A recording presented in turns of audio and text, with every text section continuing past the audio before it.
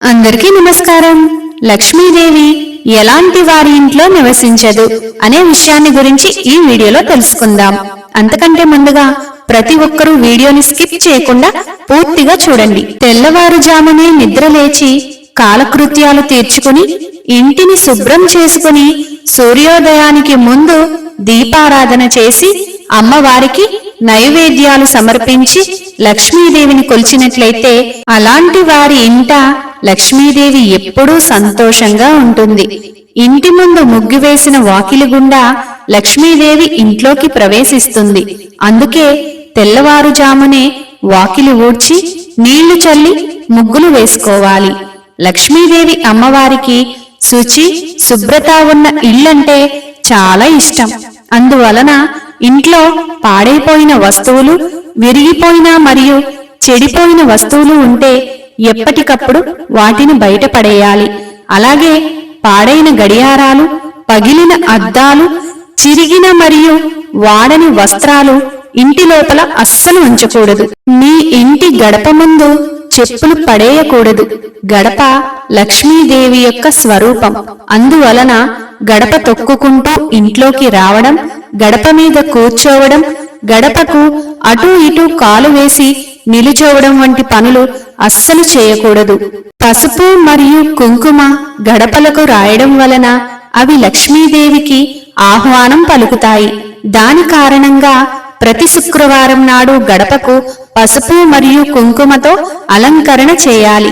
మొదటి ద్వారం తలుపు పైన ఎర్రని కుంకుమతో స్వస్తిక్ గుర్తు వేస్తే మరీ మంచిది. ఏ ఇంట్లో అయితే భార్యాభర్తలు రోజూ గొడవ పడతారో, ఏ ఇంట్లో అయితే ఇల్లాలు నిరంతరం అసంతృప్తిగా ఉంటారో ఆ ఇంట్లో లక్ష్మీదేవి రావడానికి నిరాకరిస్తుంది.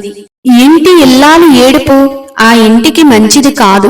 ఇంటి ఇల్లాలు గట్టిగా మాట్లాడటం, నట్టింట్లో చెడు మాటలు, చెడు తిట్లు తిట్టడం, స్నానం చేయకుండా ఇల్లంతా కలియతిరగడం వంటివి చేయడం మంచిది కాదు.